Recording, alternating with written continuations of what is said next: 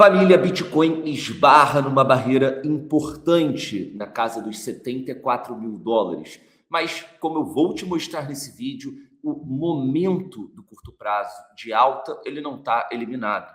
A gente ainda tem pontos importantes de suporte na tentativa de retornar esses 74 mil dólares em mais um teste dessa resistência e rompendo, a gente tem patamares bem interessantes também que a gente vai falar nesse vídeo.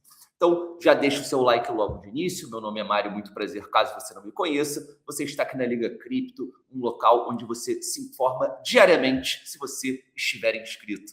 Então, se inscreva, ative o sininho e fique por dentro de todas as novidades do mundo cripto num momento de oportunidade geracional. Pelo menos é o que a gente aqui acredita. E aí, família, para a gente começar o papo, vou dar um zoom aqui na tela. Só me perdoem que eu não estou no meu setup original, então a tela, pelo menos para mim, está um pouco menor. Eu vou tentar aqui fazer da melhor maneira possível. Então, parando para prestar atenção na ação de preço do Bitcoin do curto prazo, vejam que desde esses 62 mil dólares, a gente imprime um movimento de força esbarrando nessa zona, né? Vou arredondar para os 74 mil dólares.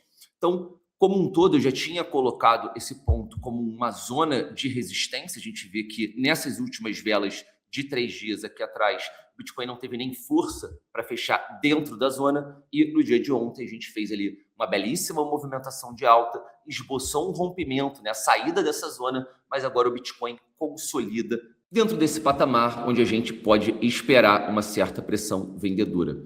Um ponto de atenção é que essa zona ela não é uma zona de resistência só local de movimentação de curto prazo, mas lá em 2025, quando o Bitcoin estava em outro momento, na verdade, o medo estava instaurado também no mercado, mas a gente ainda tinha uma leitura de ciclo de alta muito bem definida.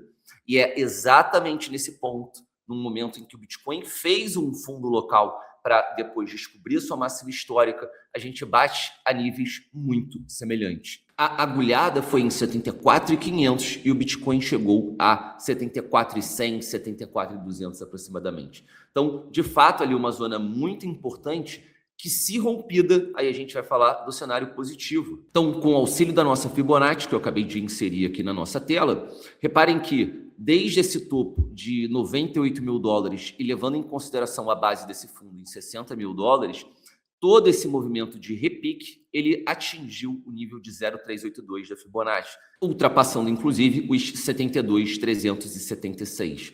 A gente tem um segundo ponto, os 76 mil dólares, que também é um ponto bastante interessante. E se o Bitcoin consegue com sucesso ultrapassar essa zona dos 74, eu diria até entre os 74 e 75, a gente tem grandes chances de não só tocar os 76, mas sonhar com zonas próximas de 80 mil dólares. Agora pode ser que você se pergunte, Mário, mas esse movimento ele vai ser direto, ele vai ser um movimento quase que contínuo, ou seja, depois desses 71 mil dólares, a gente imediatamente iria para os 76,80?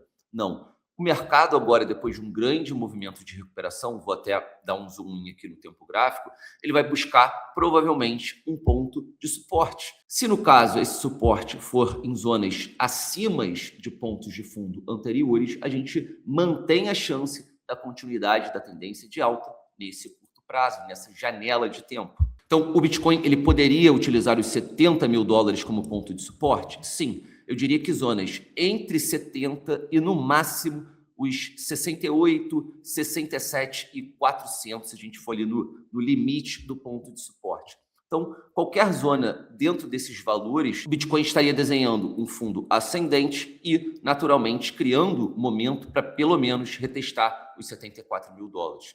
Então, família, a luta de curto prazo ela não está perdida, mas ao mesmo tempo, né, a luta de médio e longo prazo ela continua sendo travada e, de certa forma, ela continua bastante agitada. No momento que a gente está tendo os conflitos, né, o momento de guerra entre Estados Unidos e Irã, petróleo indo para patamares de preços que a gente não estava acostumado a ver há um bom tempo, e em paralelo a gente tem a SP500 iniciando uma demonstração de fraqueza, mesmo que momentânea, mesmo que ela se recupere ainda em 2026 e ou melhor, mantenha esse movimento de alta, mas a gente tem que prestar atenção porque o momento de fraqueza do Bitcoin começou de maneira muito semelhante, perdendo ali a Bull Market Support Band, perdendo médias importantes, E eu acredito que se a SP500 de fato iniciar uma tendência de baixa, eu acho muito difícil, né? O cenário para o Bitcoin ele não fica muito pior, mas ele não fica favorável, né? Ou a chance da gente perder esse momento de alta de curto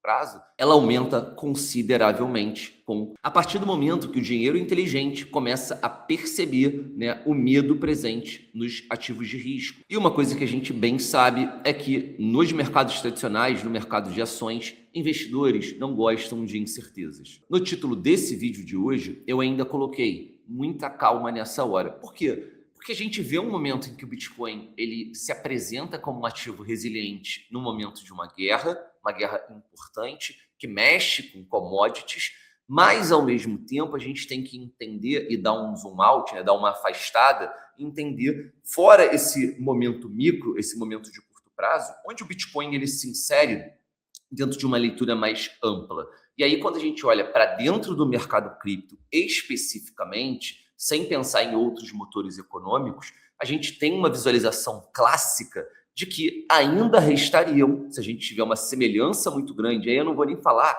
de extensão de correção, mas de mercado desinteressante, de Bitcoin mostrando fraqueza, voltando para casa dos 60 mil dólares, pelo menos. Então, a gente vê que se a gente tiver uma rima histórica em relação a outros bear markets, a gente tem, no mínimo, mais de 200 dias à frente de mercado de fraqueza. E se tem uma coisa que pode mudar essa relação histórica do Bitcoin, talvez seja isso aqui, o famoso ISM, ou a narrativa do Business Cycle, que basicamente nos vai retratar flutuações cíclicas de atividades econômicas, aqui no caso, falando do mercado dos Estados Unidos.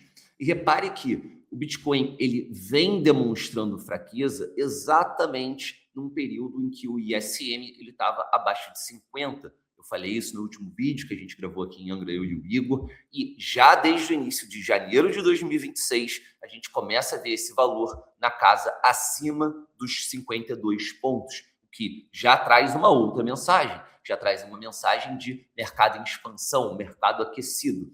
E vai ser muito importante e interessante observar, acredito eu, pela primeira vez, um momento em que, historicamente, o Bitcoin ele vem fraco, ele tem mais dificuldade de performar em termos de preço, mas, ao mesmo tempo, com motores financeiros, motores econômicos ligados, trazendo essa tração e talvez a força que falte a ele nesses momentos de fraqueza. Então, a gente normalmente viu os ciclos do Bitcoin casando com os ciclos monetários.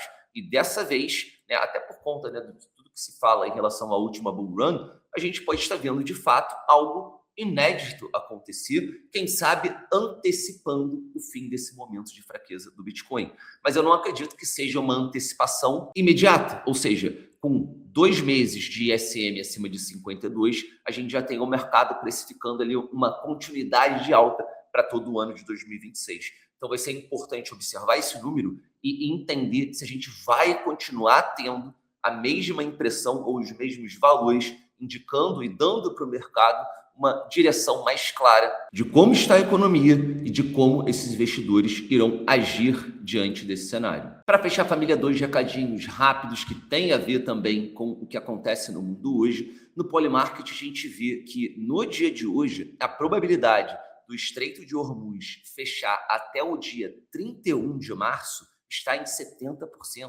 A gente está falando de 7 de 10 em termos de chance da gente ter o fechamento de um estreito que simplesmente é o que permite com que 20% de todo o petróleo global circule passando exatamente por esse estreito, tornando a logística desse petróleo muito mais fácil, né? Muito mais fácil de ser distribuída. E com certeza, se a gente tiver de fato o fechamento desse estreito, o que a gente deve observar é uma alta do valor do petróleo. Petróleo esse que hoje você encontra na Bybit para negociar, isso aqui não é um conselho financeiro, mas te mostrando o quão completa é a melhor plataforma de trade, não só do mercado cripto, mas que agora tem também diversos produtos em que você pode aproveitar, principalmente num momento em que o mercado cripto ele já não se encontra com tantas oportunidades, com praticamente todo mundo olhando exclusivamente para o Bitcoin. Então, fica aqui o meu recado. Inclusive, se você ainda não tem conta criada na Bybit, tem uma promoção aqui embaixo que não só você consegue criar sua conta,